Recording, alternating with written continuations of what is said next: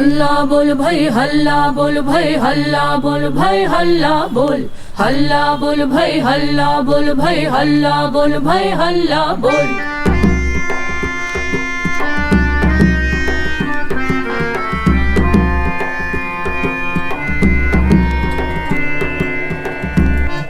हल्ला बोल, सफदर हाशमी की मौत और जिंदगी।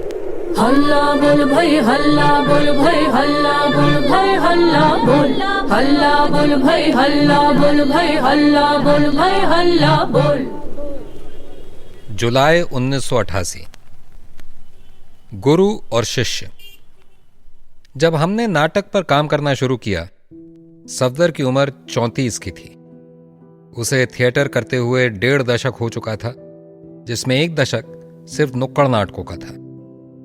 हबीब साहब 65 साल के थे, अपने करियर के शिखर पर। पिछले 1.5 दशक के दौरान चरणदास चोर, मिट्टी की गाड़ी और शाहजहांपुर की शांतिबाई जैसे एक से एक शाहकार पेश कर चुके थे। उनका आगरा बाजार उससे भी पहले एक क्लासिक का दर्जा हासिल कर चुका था। बाद में देख रहे हैं नैन और कामदेव का अपना, बसंत ऋतु का सपना आदि नाटक सामने आए। सफदर सीखना चाहता था और हबीब साहब सिखाने को तत्पर थे। मैं फूल पर मंडराती वो मधुमक्खी था जो शहद चूसने की फिराक में रहती है। प्रेमचंद की कहानी के पहले हाफ में जो इशारे थे, उन्हें सफदर ने बाकायदा दृश्यों में तब्दील किया और हबीब साहब ने उनको और विस्तार दिया। बाद के हिस्सों में उन्होंने ठीक उल्टा किया। जहां मैजिस्ट्रेट और उसके सामंती दोस्त मोटेराम को अनशन पर जाने के लिए समझा रहे हैं, वहां प्रेमचंद ने बेहतरीन हास्यपरक संवाद लिखे हैं। सफदर ने उनमें कुछ लाइनें जोड़ी, मगर हबीब साहब ने उन्हें काट दिया। इसी तरह अंतिम दृश्य में जब कांग्रेस का नौजवान वर्कर मोटेराम को मिठाई की खुशबू से ललचाकर उसका अनशन तोड़वाने की कोशिश करता है, वहां सफदर ने प्रेमचंद के संवादों को फैला दिया था। हबीब साहब ने फिर प्रेमचंद के संवादों को बहाल किया। उन्होंने कहा, प्रेमचंद एक मास्टर है सफदर। खुद देखो कि उसके डायलॉग कितने कसे हुए हैं। वो शब्दों का इस्तेमाल बड़ी किफायत से करता है, मगर पूरा असर पैदा करता है। फिर उसके साथ हम छेड़छाड़ करें ही क्यों, ऐसे ही रहने दो। संवादों की बात और थी, नाम का मसला कुछ और था। मूल कहानी का शीर्षक है सत्याग्रह, और सफदर ने भी अपने मसौदे में यही नाम दिया था, मगर हबीब साहब ने इसे मोटेराम का सत्याग्रह कर दिया। वो बोले, मोटेराम एक पेटू ब्राह्मण के लिए कितना मुफीद नाम है। इसे सुनते ही जहन में एक तस्वीर उभर आती है। आपको फौरन अंदाजा हो जाता है कि ये हंसी मजाक का नाटक होगा, और आप ये भी जान जाते हैं कि सत्याग्रह फेल होना है। भला मोटेराम जैसे नाम का कोई आदमी अनशन पर कैसे बैठ सकता है। और केवल सत्याग्रह थोड़ा रूखा सा है। लगता है कि ये किसी शहीद की मार्मिक कहानी भी हो सकती है। प्रेमचंद महान कहानीकार हैं, मगर अपनी कहानियों के नाम देने में वो इतने माहिर नहीं हैं। जब बहुत साल पहले मैंने शतरंज के खिलाड़ी का स्टेज एडेप्टेशन तैयार किया था, तो मैंने उसे शतरंज के मोहरे कर दिया था। मुझे ये नाम बेहतर लगा। असल में ये कहानी शतरंज के माहिर खिलाड़ियों के बारे में नहीं है। कहानी ऐसे 2 आदमियों के बारे में है जिनकी किस्मत शतरंज के मोहरों की तरह इतिहास की ताकतों से तय हो रही है। हबीब साहब ने सफदर के ड्राफ्ट पर खूब काम किया। कुछ छोटे छोटे दृश्यों को मिलाकर लंबे दृश्य बना दिए, कुछ किरदारों को हटा दिया और उनके हिस्से के करतब दूसरे किरदारों को सौंप दिए। कुछ जगहों पर उन्होंने नए दृश्य जोड़े जिनसे कथानक दिलचस्प और साफ हुआ। नाटक में गीत भी थे। हबीब साहब ने बाद में लिखा था, जहां तक कल्पना का सवाल है तो सफदर एक शायर था। कुछ बहरों पर उसकी पकड़ थी, मगर सिर्फ कुछ बहरों पर ही। उसकी सबसे बड़ी खासियत ये थी कि उसमें किसी तरह का अहंकार नहीं था। वो समझ गया कि तवाइफ चमेली जान के लिए गीत की जो बहर मैंने सोची थी, उसमें लिखना उसके लिए नामुमकिन था।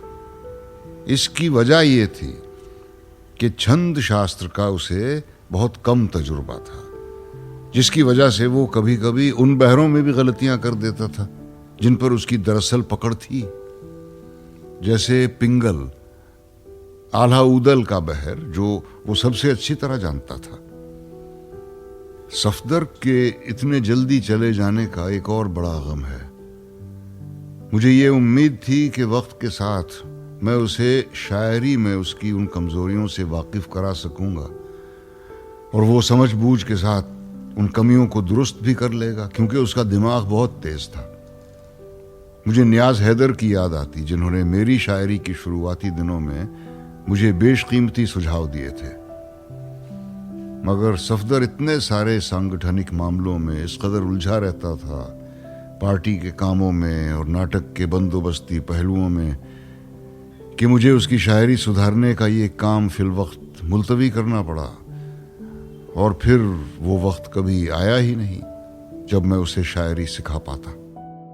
हबीब साहब को नियाज हैदर की अमोघ प्रतिभा से सीखने का मौका तब मिला था जब 50 के दशक में दोनों ने कुत्सिया जैदी के हिंदुस्तानी थिएटर में मिलकर काम किया था और झगड़े भी। हबीब साहब सफदर की शायरी की कमियों को किस तरह दुरुस्त करते थे, इसके 2 छोटे उदाहरण मुझे याद हैं। नाटक के पहले गाने की पहली लाइन सफदर ने यूं लिखी थी, प्रेमचंद ने लिखा था किस्सा, नाटक हमने दिया बनाए, जिसको हबीब साहब ने बदलकर यूं कर दिया, कथा लिखी थी प्रेमचंद ने, नाटक हमने दिया बनाए। इसी तरह नाटक के लगभग आखिर में आने वाले गीत में सफदर ने लिखा था, बासी रोटी ही खा लूंगा अगर कहीं वही मिल जाए। हबीब साहब ने बदलकर इसे यूं कर दिया था, बासी रोटी बिन पानी के खा लूं कहीं वही मिल जाए। दोनों बार जैसे ही हबीब साहब ने नई लाइन सुनाई, सफदर फौरन समझ गया कि वो बहर के हिसाब से ज्यादा माकूल है और जबान से ज्यादा लयपूर्वक बहती है।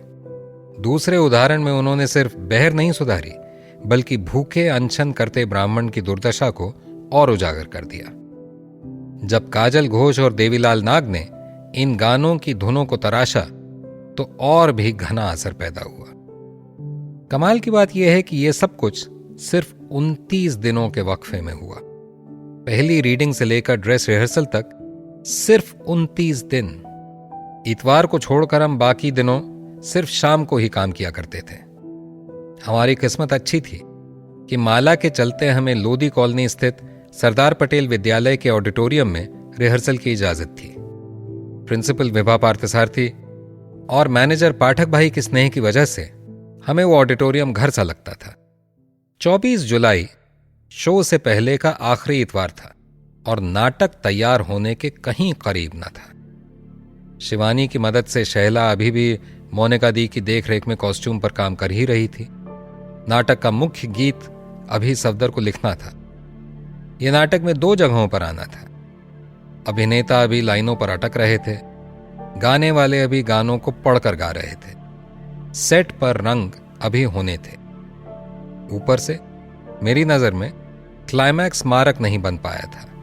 मुझे फिक्र थी कि कहीं हमने दर्शकों को शुरू में ही ज्यादा तो नहीं हंसा दिया, इतना कि नाटक का अंत मुकाबलन फीका लगने लगे।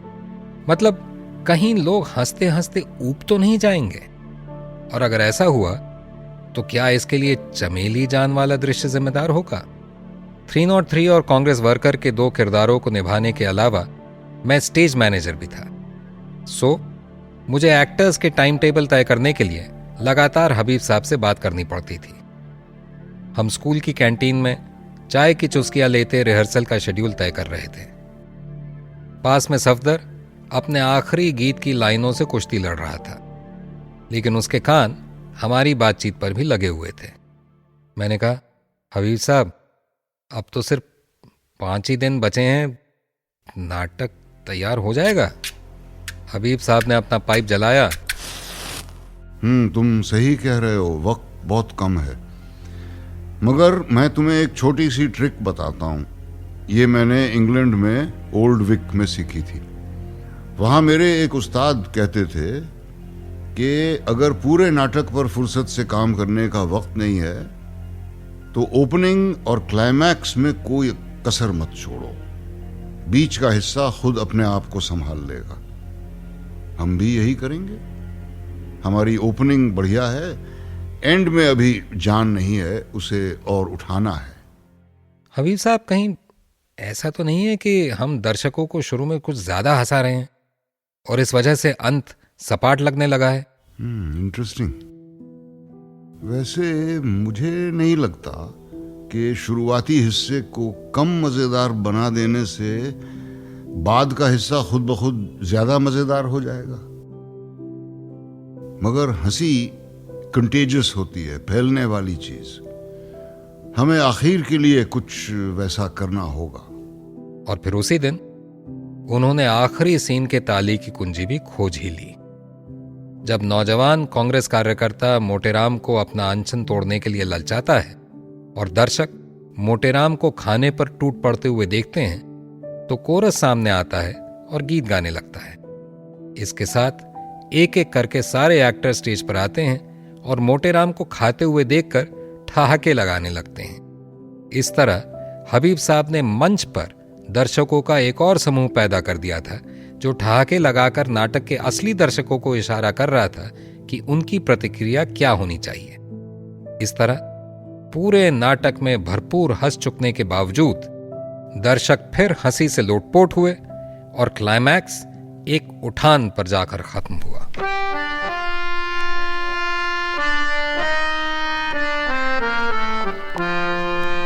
जुलाई 1988। जोहरा सहगल।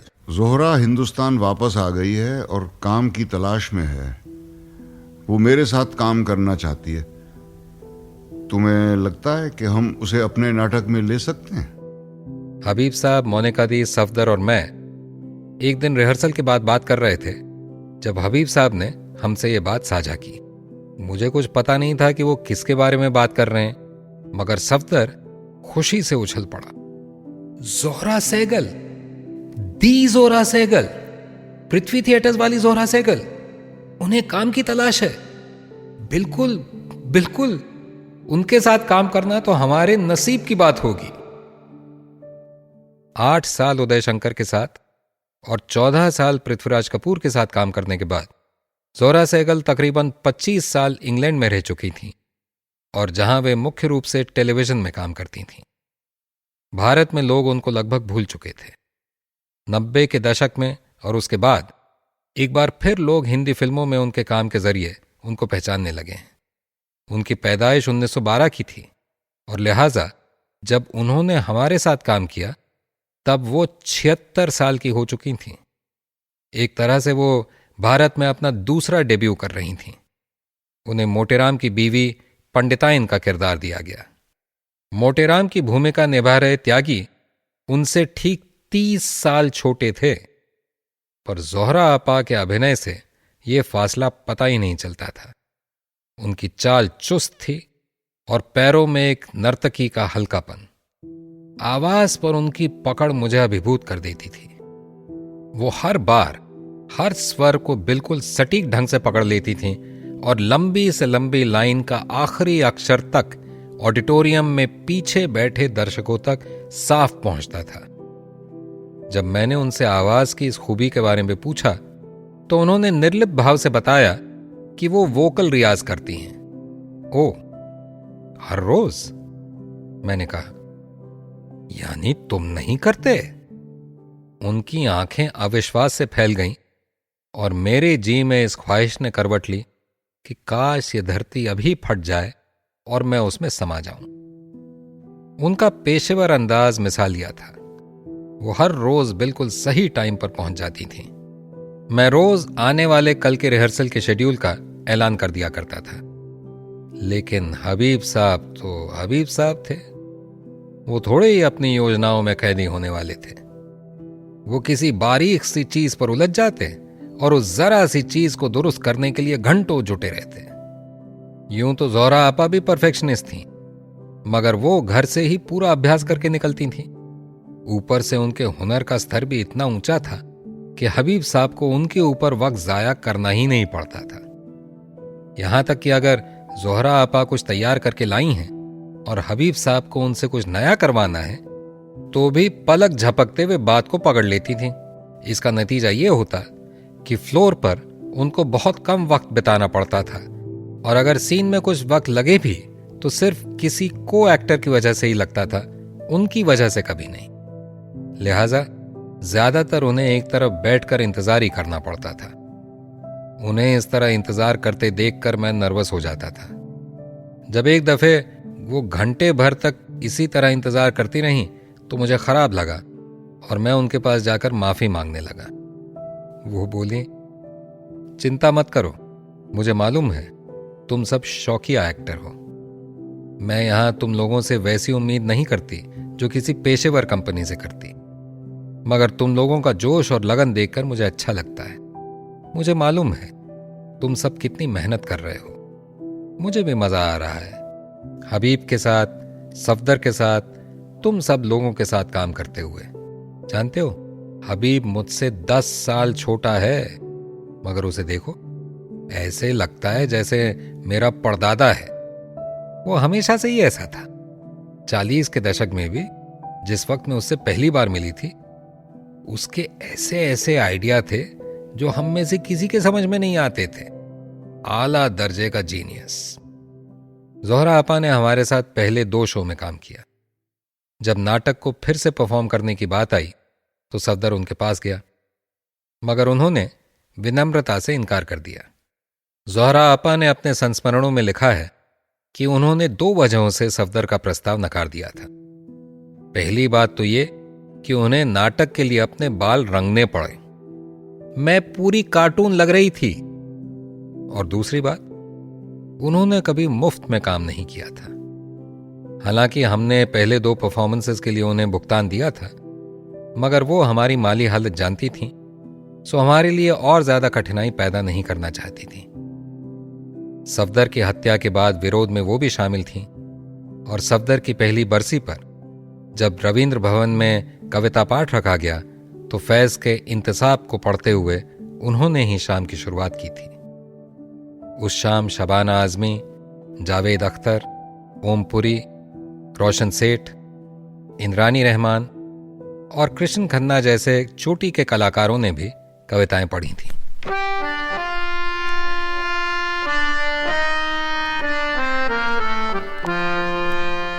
जुलाई 1988, मोनिका दी।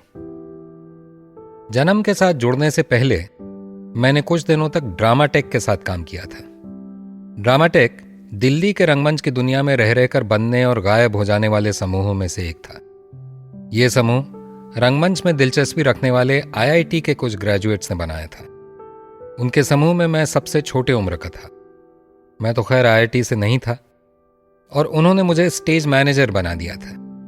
मतलब मैं वो सारे काम करने वाला शख्स था जो और कोई नहीं करना चाहता था। मसलन सेट का सामान एक जगह से दूसरी जगह ले जाने के लिए टेम्पो का जुगाड़ करना। फिर भी सैकड़ों असली प्रॉप्स वाले उन बड़े बड़े सेट्स को संभालने के उस अनुभव से मैंने बहुत कुछ सीखा है। खासतौर से मैंने ये सीखा कि इतना सारा तामझाम कलात्मक और आर्थिक दोनों लिहाज से कितना बेमतलब होता है। ड्रामाटेक के साथ 3 नाटक करने के बाद भी जब मैंने ये देखा कि मुझे सिर्फ प्रॉप संभालने के लिए रखा गया था और बदले में मुझे जो रोल मिल रहे थे वो भी कुल मिलाकर प्रॉप जैसे ही होते थे। मिसाल के तौर पर विटनेस फॉर द प्रोसिक्यूशन नाटक में अगले गवाह को पुकारने के लिए अर्दली का रोल। कुछ समय बाद मैंने उनका साथ छोड़ दिया। हबीब साहब जन्म के एक्टर्स में से किसी को नहीं जानते थे। वे सफदर को जानते थे, मगर मेरा अंदाजा यही है कि उन्होंने सफदर को भी परफॉर्म करते नहीं देखा होगा। काम शुरू करने से पहले वे हमारे कुछ परफॉर्मेंसेस में आए थे। उस वक्त हम औरत परफॉर्म कर रहे थे, इसलिए उन्हें यह नाटक दिखाना कोई बड़ा मुश्किल नहीं था। औरत में मनीष, त्यागी और अरुण नहीं थे, इसलिए सफदर ने उन्हें समरत की रिहर्सल के वास्ते किसी तरह बुला लिया था। समरत का एक और फायदा था, सफदर को बोरे के रोल में गाने का मौका मिलता था। ये शो पश्चिमी दिल्ली स्थित रानी बाग में आयोजित किए गए और हबीब साहब को वहां ले जाने की जिम्मेदारी मेरी थी। मोटेराम के लेखन की प्रक्रिया अभी शुरुआती अवस्था में थी, इसलिए मैं तनवीर परिवार को अभी अच्छी तरह से नहीं जानता था। जब मैं उन्हें लेने पहुंचा तो मुझे ये देखकर थोड़ा अचंभा हुआ कि हबीब साहब जीन्स और बड़े बड़े छापे वाले रंगीन शर्ट पहने बिल्कुल हीरो लग रहे थे। मोनिका दी एक खूबसूरत साड़ी में थीं और मेकअप कर रही थीं। नगीन इस बात को लेकर परेशान थी कि वो क्या पहनकर चलेगी। मैंने पूछा, क्या आप लोगों को शो के बाद कहीं जाना है? क्योंकि अगर उन्हें कहीं और जाना होता तो मुझे उनके साथ कार में नहीं बल्कि डीटीसी बस के धक्के खाते हुए वापस आना पड़ता। हबीब साहब ने थोड़ा सवालिया निगाहों से मेरी तरफ देखा। नहीं, मेरा मतलब आप ऐसे तैयार हो रहे हैं मानो किसी पार्टी में जा रहे हों। मैंने बात को किसी तरह संभाला। नहीं, मगर हम थिएटर देखने जा रहे हैं, नगीन ने चहकते हुए कहा। हाँ, मगर ये तो बस्ती में एक नुक्कड़ नाटक होगा। अरे पर है तो थिएटर ही ना। मोनिका दी ने खुशी खुशी बात खत्म की। आने वाले सालों में मैं जितना उनको जानता गया, मैंने तनवीर परिवार से ये सीखा कि थिएटर के लिए जाना, किसी भी थिएटर के लिए जाना एक बड़ा मौका होता है और उसके लिए सबको अच्छी तरह सज धज कर ही जाना चाहिए। थिएटर थिएटर होता है, चाहे वो किसी आलिशान ऑडिटोरियम में हो या गांव की चौपाल पर। वो हमेशा ही मजेदार, खुशनुमा, रोमांच पैदा करने वाला अवसर होता है। मोनिका दी और नगीन मोटेराम की हर रिहर्सल में आती थीं। मोनिका दी तो नाटक की तैयारी और रिहर्सल का अभिन्न हिस्सा थीं। वे थिएटर में कॉस्ट्यूम और प्रॉपर्टीज संभाला करती थीं और इन मामलों में उनका अनुभव और हुनर हमारे लिए बहुत ही काम का था। इसके अलावा उन्होंने 3 और बहुमूल्य योगदान दिए। एक बात जिसका जिक्र मैं पहले भी कर चुका हूं, नाटक के लिए कहानी का चुनाव उन्हीं के सुझाव पर तय हुआ। दूसरा योगदान था भावना के स्तर पर। रिहर्सल की प्रक्रिया के लगभग आखिर के एक दिन हमने लंबी थकाऊ रिहर्सल की थी।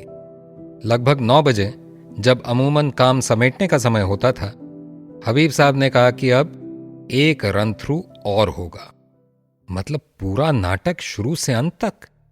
उफ! मैंने सफदर को देखा।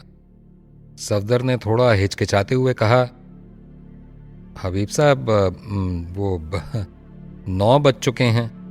हाँ, 10:30 तक काम खत्म कर लेंगे, हबीब साहब बोले। उन्होंने कह दिया तो बस कह दिया। स्टेज मैनेजर की हैसियत से मुझे यह खबर सारे एक्टर्स के पास पहुंचानी थी। मुझे लगता है कि जन्म में मुझे इतनी नफरत कभी नहीं मिली जितनी उस दिन मिली होगी। खैर, रन थ्रू शुरू हुआ। हर एक का इंतजार था कि ये यातना कब खत्म होगी। एक जबरदस्त हास्यपरक नाटक के सबसे उबाऊ रन थ्रू के बाद हम हबीब साहब के चारों तरफ जमा हुए, जो बीच बीच में अपनी डायरी में नोट्स लिखा करते थे और हर सीन के बारे में एक्टर्स को पॉइंट्स बताया करते थे। मगर इससे पहले कि वो आज का सिलसिला शुरू करते, मोनिका दी खड़ी हो गई। हबीब, अपने पॉइंट्स यहीं छोड़ो। अरे भाई, तुम लोग कर क्या रहे हो? किसी के जनाजे में आए हो हैं? जोश कहाँ है तुम्हारा? खुशी कहाँ है? हमारे नया थिएटर के एक्टरों को देखो। ग्रामीण हैं, पढ़े लिखे नहीं हैं, शहरी तौर तरीकों से नावाकिफ हैं, मगर उन्हें थिएटर में मजा आता है।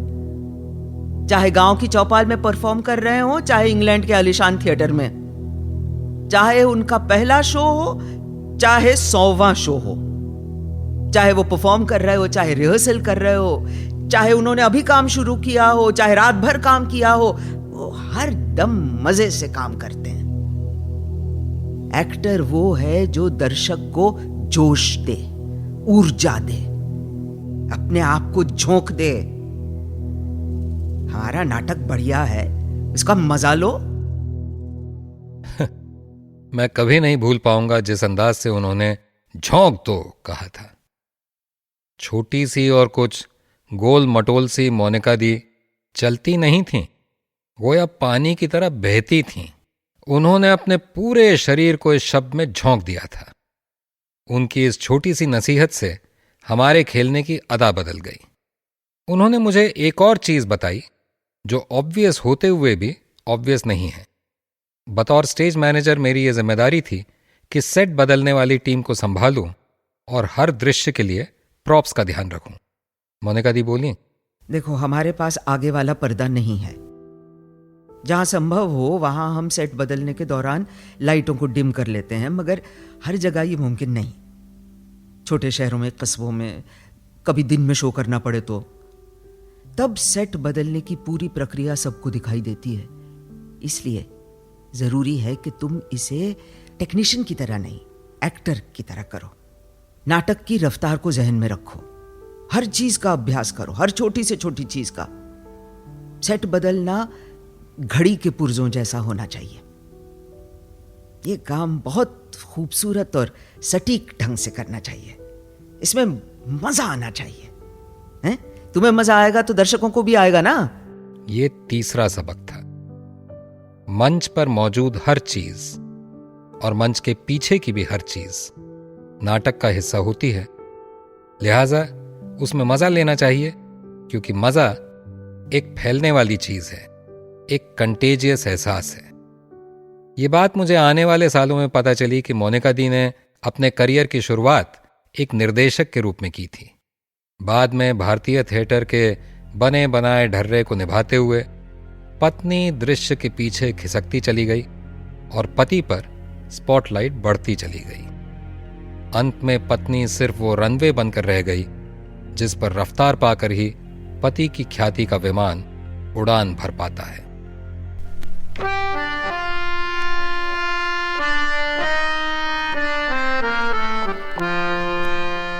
जुलाई 1988।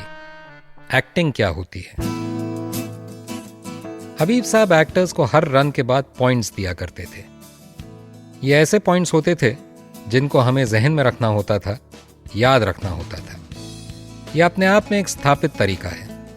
आप एक रन थ्रू करते हैं और फिर डायरेक्टर अपने एक्टर्स को इकट्ठा करके उन्हें फीडबैक देते हैं। बतौर एक्टर मैं असंख्य बार इस रस्म से गुजर चुका हूं और मैंने एक निर्देशक के तौर पर भी इस प्रक्रिया को असंख्य बार दोहराया है। फिर भी ऐसा क्यों है कि मेरे जहन में ये फीडबैक सेशन हबीब साहब के साथ जुड़कर रह गया है। ये उस आला शख्सियत की मोहकता, उसकी विद्वत्ता और सेंस ऑफ ह्यूमर का नतीजा है। उनके लिए संभव ही नहीं था कि वे किसी परिस्थिति के हास्यपरक पहलू को नजरअंदाज कर पाएं।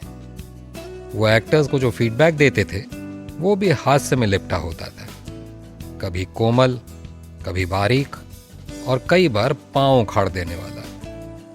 मुझे जो बात सबसे मार्के की लगी वो थी अपने एक्टर्स को नसीहत देने का उनका अंदाज। मिसाल के तौर पर वो कहते, जब तुम्हें मालूम होता है कि तुम्हारा बच्चा मर गया है तो उस वक्त तुम्हारी रफ्तार बहुत तेज लगती है। जरा आहिस्ता चलो, भारी कदमों से चलो। या फिर पुलिस वाले को झांसा देने के बाद खंकार कर और अच्छी तरह अपनी छाती साफ करो। या फिर जब वो तुम्हारे इशारे को अनसुना कर दे तो सिपाही को और ऊंची आवाज में पुकारो और कड़ी आवाज लगाओ।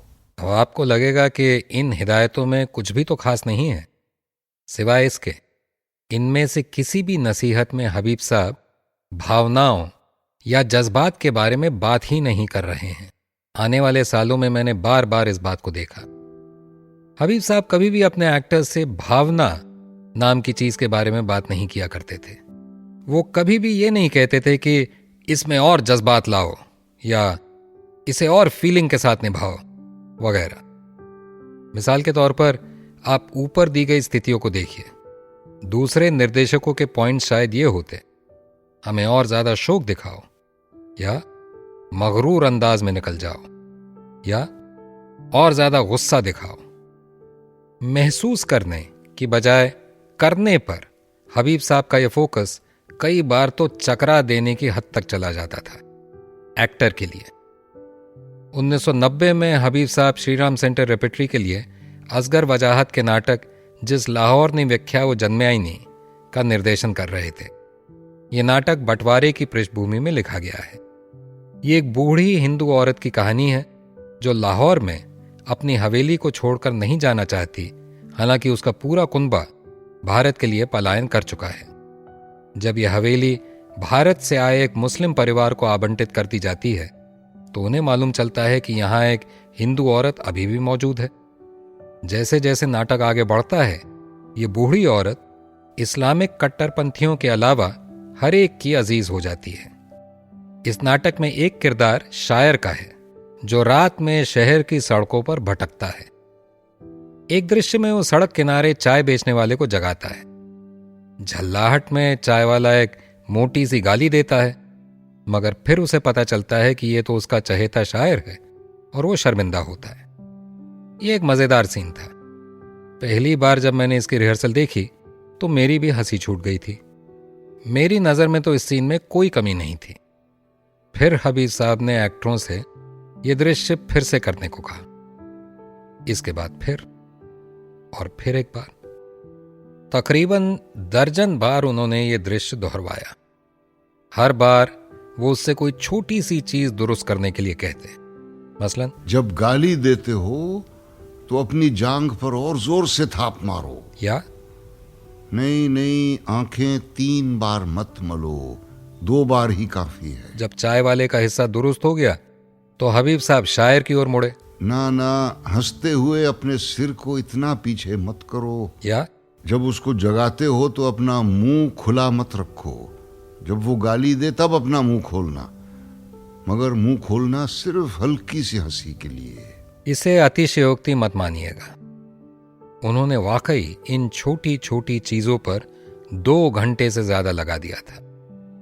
लगता था उन्हें कोई चीज तसल्ली नहीं देती।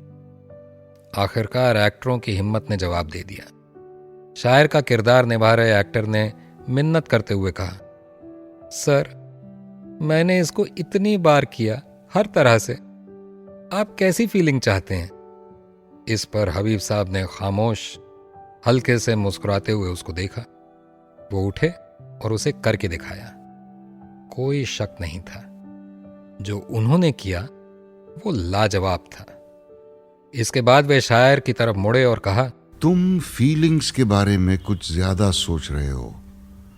सिर्फ अपनी पेशियों को सही ढंग से चलाओ, बाकी सब सही हो जाएगा। इसके बाद उन्होंने 1-1 सेंटीमीटर खुद चलकर दिखाया कि वे किस पेशी से क्या करते हैं, किस तरह वे एक पैर का वजन दूसरे पर और दूसरे का पहले पर बदलते हैं। जब वो अपनी पीठ सीधी करते हैं तो उनकी कोहनी कितनी पीछे जाती है, वगैरह। एक्टर की दाद देनी पड़ेगी कि थके होने के बावजूद उसने इसे जज्ब किया और सीन को बखूबी खेलने लगा। कहानी का मर्म यहीं खत्म नहीं होता। यह छोटा सा दृश्य, जिस पर हमेशा दर्शकों के ठहाके गूंजते थे, के बाद शायर और एक मुस्लिम कट्टरपंथी गुंडे की मुठभेड़ होती है। यह एक गंभीर दृश्य है, मगर शायर की हाजिर जवाबी से एक बार फिर ठहाके गूंजते, मगर इस बार हंसी का रंग अलग होता। ऊपर मैंने जिस रिहर्सल का जिक्र किया था, उसके तकरीबन 1.5-2 साल बाद एक बिल्कुल अलहदा संदर्भ में मैं हबीब साहब से इस बारे में बात कर रहा था कि किस तरह हंसी भी अलग अलग किस्म की होती है और किस तरह कई बार हमारे नुक्कड़ नाटक टोली के अभिनेता परेशान हो जाते हैं जब लोग पुलिस या उद्योगपति के गुंडों द्वारा मजदूर की पिटाई को देखकर भी हंसने लगते हैं। फिर मैंने जिस लाहौर का हवाला देते हुए उनसे पूछा कि उन्होंने शायर का किरदार निभा रहे एक्टर से इतनी मेहनत क्यों करवाई थी। हबीब साहब बोले, देखो, चाय वाले की शर्मिंदगी तभी फनी है जब शायर इसे जाती तौर पर ना ले। अगर शायर ज्यादा हंसे तो वो फनी नहीं रहेगा, क्योंकि तब ऐसा लगेगा मानो शायर चाय वाले का मजाक उड़ा रहा है। शायर को सिचुएशन में ह्यूमर दिखाई देता है, मगर उसके लिए छोटे बड़े का फर्क नहीं है। उसे फर्क नहीं पड़ता कि चाय वाले के मुकाबले उसकी हैसियत ऊंची है। दूसरी तरफ चाय वाले की शर्मिंदगी इसलिए दुगनी है क्योंकि वो शायर की सामाजिक हैसियत को जानता है।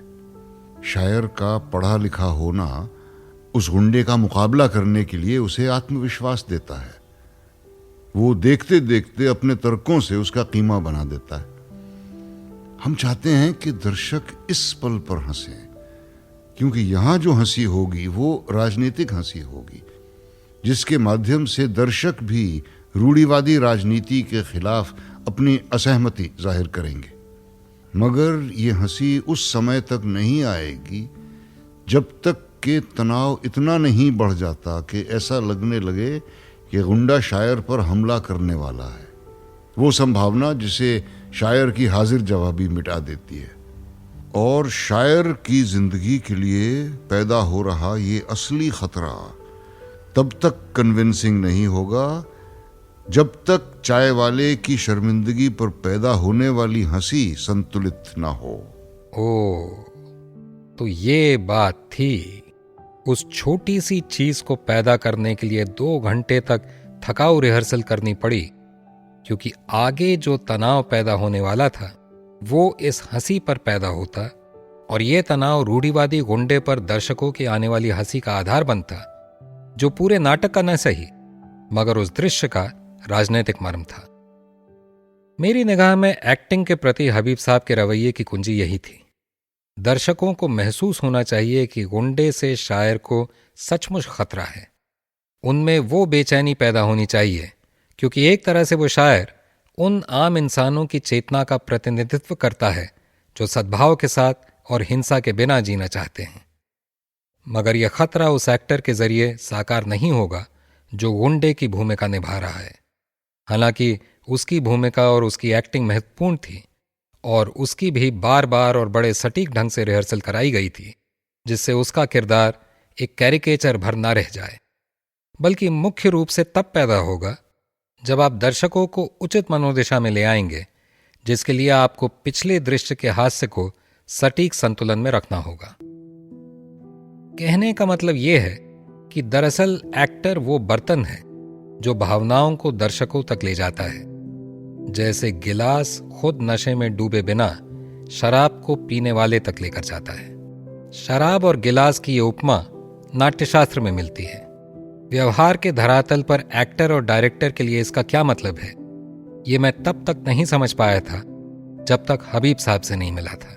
भुलवाराम, दीपक तिवारी, उदयराम, चैतराम, गोविंद राम, मालाबाई और आगेश नाग जैसे नया थिएटर के बहुत सारे कलाकार भी मोटेराम की रिहर्सल में शामिल होते थे। संगीतकार और गायक देवीलाल नाग ने काजल घोष के साथ मिलकर गीतों की धुनें तैयार की थी। मेरे लिए यह पहला मौका था जब मैं इन एक्टर्स को इतने नजदीक से देख रहा था।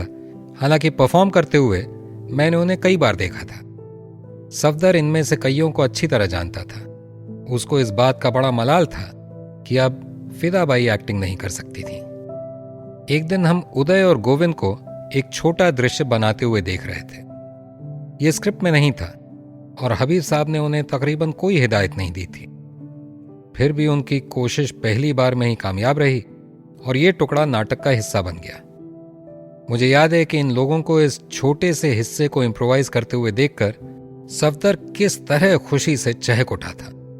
ब्रेख्त का जो कुछ उपलब्ध है मैंने वो सब पढ़ा है, सफदर ने कहा।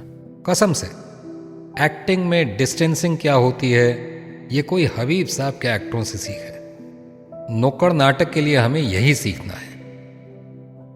सफदर अलगाव या एलियनेशन का नहीं बल्कि फासले या डिस्टेंसिंग शब्द का इस्तेमाल करता था।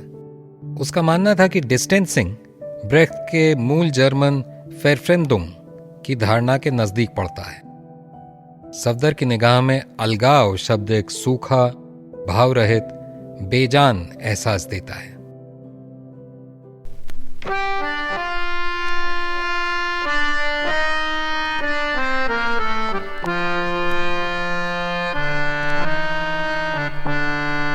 बोल हल्ला बोल, बोल हल्ला बोल, बोल हल्ला बोल, बोल हल्ला बोल, बोल हल्ला बोल, बोल हल्ला बोल, बोल हल्ला बोल, बोल हल्ला बोल, बोल हल्ला बोल, बोल हल्ला बोल, बोल हल्ला बोल, बोल हल्ला बोल। हल्ला बोल सफदर हाशमी की मौत और जिंदगी के लेखक हैं सुधनवा देशपांडे। मूल अंग्रेजी से हिंदुस्तानी अनुवाद योगेंद्र दत्त। इस किताब के अंग्रेजी प्रकाशक हैं लेफ्टवर्ड बुक्स और हिंदी प्रकाशक हैं वाम प्रकाशन। इस पॉडकास्ट के प्रोडक्शन असिस्टेंट हैं Himanshu Singh, sound editor Dhruv Rai, photographer Tapesh Sharma, graphic design Sharna दस्तूर।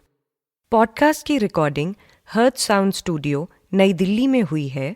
साउंड रिकॉर्डिंग और मास्टरिंग मोहम्मद हसन सिद्दीकी उर्फ हसन भाई। Signature tune MD Pallavi. Audio interviews के लिए आभार जननाट्य मंच और सुधनवा देशपांडे। अन्य आभार काजल घोष, परचम, जननाट्य मंच, बेयरफुट, समीरा अयंगर, विनूता माल्या, हसन भाई का पूरा परिवार, अमृता सुभाष, रत्ना पाठक शाह और नसीरुद्दीन शाह।